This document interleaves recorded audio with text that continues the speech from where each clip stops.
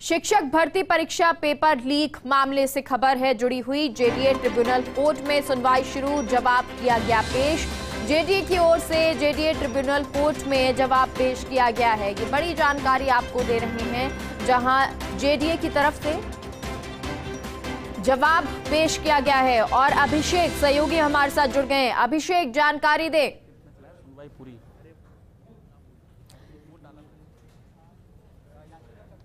देखिए सर, देखिए हमारे साथ सबसे जो है शीशाराम राव जी मौजूद हैं, जो कि गोपाल सारण की याचिका में वकील हैं। सर, क्या रहा आज जेडीए ट्रिब्यूनल में? आज दोनों पार्टियों की तरफ से बहस कंक्लूड हो गई है, कोर्ट ने ऑर्डर के लिए रखा है। सर, क्या क्या दलील दी गई कोर्ट के अंदर? जेडीए का ये कहना था कि सब इलीगल कंस्ट्रक्शन है, इसमें इंट्रीम ऑर्डर नहीं दिया जाए। हमारी तरफ से कोर्ट से गुजारिश की गई थी कि हमें इंट्रीम ऑर्डर मिलना चाहिए और सुनवाई का प्रॉपर हमें अवसर मिलना चाहिए। क्या सर आपकी तरफ से ये भी कहा गया है कि हम अवैध निर्माण खुद हटा लेंगे, इसके लिए समय दें? नहीं, मैंने जिस पार्टी की मैं पैरवी कर रहा हूँ उनकी तरफ से ऐसी कोई अंडरटेकिंग या ऐसे कोई स्टेटमेंट नहीं दिया गया। अच्छा, गोपाल सारण के वकील साहब ने क्या दिया? अब ये तो उनसे पूछो भाई, उन्होंने क्या किया क्या नहीं। सर, आप मौजूद थे तो उनकी तरफ से क्या मांग की गई? उनकी तरफ से ऐसा नहीं, उनकी तरफ से ये भी कहा है कि डिमोलिश नहीं किया जाए, हमें इंट्रीम ऑर्डर ग्रांट किया जाए। तो सर, क्या अभी निर्णय के लिए रखा गया है? बिल्कुल, इसमें आदेश के लिए रखा है कोर्ट ने। उसमें गुलाब कोठारी के हाईकोर्ट के आदेशों का भी हवाला? ऐसा जेडीए की तरफ से दलील दी गई थी कि गुलाब कोठारी के प्रकरण में ये मामले सभी पहले से डिसाइड किए जा चुके हैं, इसलिए इसमें इंट्रीम ऑर्डर नहीं दिया जाए। आपने भी कहा है कि बिल्डिंग बायलॉज बदलते रहते हैं, इसलिए पहले का ऐसा कुछ है? मैंने ये आर्गूमेंट दिया था कि जिस समय पट्टा जारी किया गया था तब बिल्डिंग बायलॉज अलग थे, अब वर्तमान में बिल्डिंग बायलॉज बदल गए हैं, उसके अनुरूप हमारी बिल्डिंग है जो बायलॉज के अनुरूप है, उसको डिमोलिश नहीं किया जाए।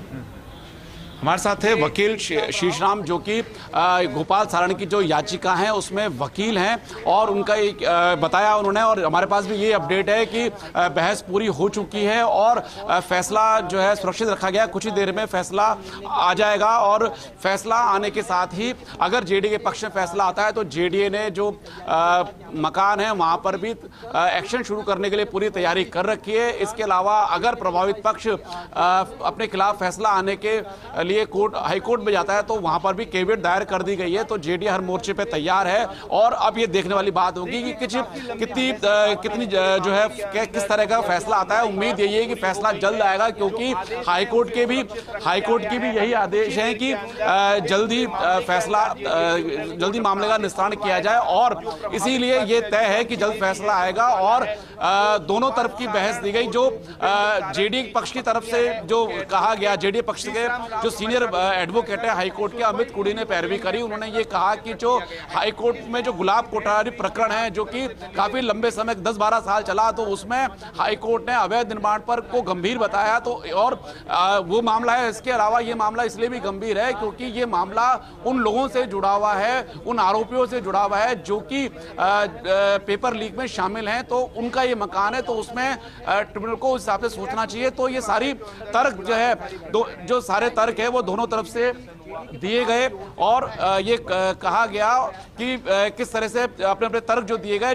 जो याचिकाकर्ता के वकील थे, उनका ये कहना था कि जो हमने बिल्डिंग बनाई है ये प्रिवेलिंग बायलॉज के अनुसार है, अब G+2 तक हमें निर्माण की इजाजत है।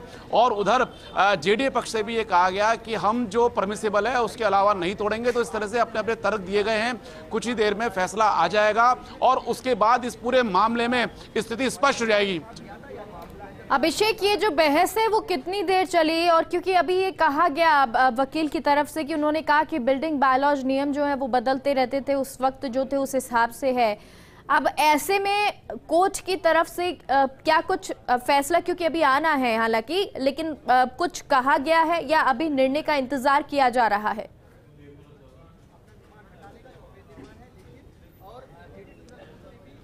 जो जेडीए ट्रिब्यूनल की जो सदस्य है नंदिनी व्यास, उन्होंने दोनों पक्षों को गंभीरता से सुना है, और दोनों पक्षों को गंभीरता से सुनने के बाद उन्होंने फैसला रिजर्व रख लिया है। फैसला वो कुछ ही देर में सुनाएंगी। अभी जो ट्रिब्यूनल की तरफ से कोई टिप्पणी मामले में नहीं की गई है, केवल जो बहस हो रही थी तो उसको उन्होंने सुना, और अब फैसला सुरक्षित रखा हुआ है। मामला हम बता दें, ये पूरा मामला जो है 141.55 वर्ग गज का जो प्लॉट है, Rajni Vihar plot number C Ajmer road पर, उससे जुड़ा हुआ है, और जहाँ पर 4 मंजिला इमारत खड़ी की हुई है, जहां पर जेडीए का दावा है कि जो साइट प्लान है, क्योंकि भले ही जो याचिकाकर्ता के वकील का ये कहना था कि जो प्रिवेलिंग बायलॉज के तहत हमने ये मकान बनाया हुआ है, लेकिन जेडीए के वकील का ये दर्द था कि जो पट्टे के साथ हमने साइट प्लान जेडीए ने जारी किया है, उस साइट प्लान का ये वायोलेशन है, क्योंकि साइट प्लान में आगे 15 फीट छोड़ना चाहिए था, पीछे 8 फीट 3 इंच छोड़ना चाहिए था, क्योंकि जेडीए के जो वकील हैं, जो सीनियर लॉयर अमित कुड़ी ने बाकायदा जो 32-33 का नोटिस था, उस नोटिस को पढ़ा और एक एक लाइन जो है उन्होंने डिटेल में उस पर बहस करी और बताया कि किस तरह से ये निर्माण अवैध है, आगे 0 सेटबैक पे ये बनाया गया है, पीछे भी जो बैक सेटबैक है उसको भी कवर किया गया है। बहस हुई, ये जो बहस चली दोनों पक्षों की तरफ से, कितनी देर की ये बहस रही है?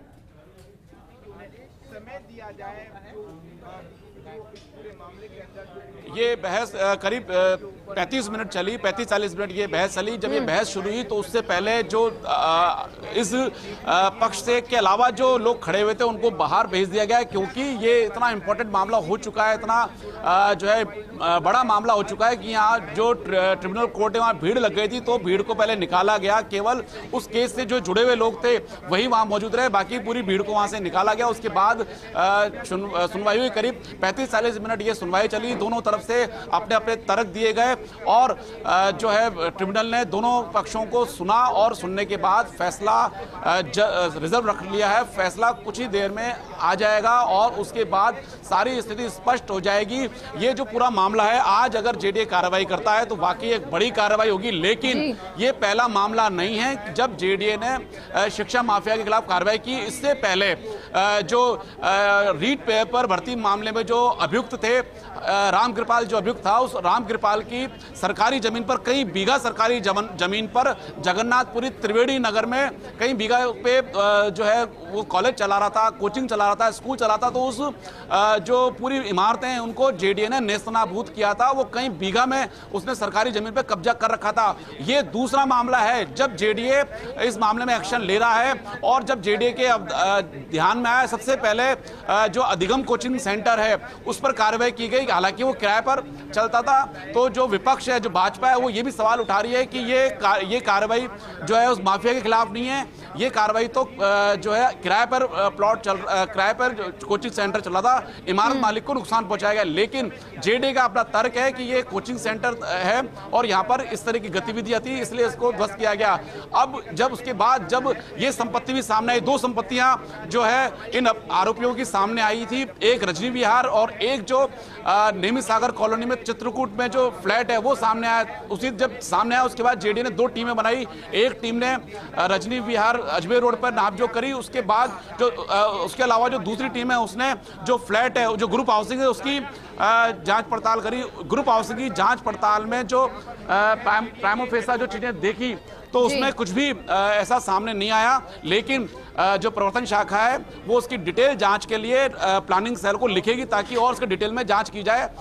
अब उसके बाद जो फोकस जेडीए का रहा वो इस रजनी विहार अजमेर रोड के प्लॉट पे रहा और इसमें उन्होंने नापजोख करी। नापजोख करने के बाद नोटिस दिया गया और नोटिस देने के बाद एक नोटिस बाद में और दिया गया और कल ही एक नोटिस और दिया गया, विधिक नोटिस, जिसमें कहा गया कि ये आपकी जो नोटिस की मियाद है ये 12 जनवरी शाम 5 बजे पूरी हो रही है, लिहाजा जो है आप अपने स्तर पर निर्माण हटा लें और जेडीए को सूचना दें।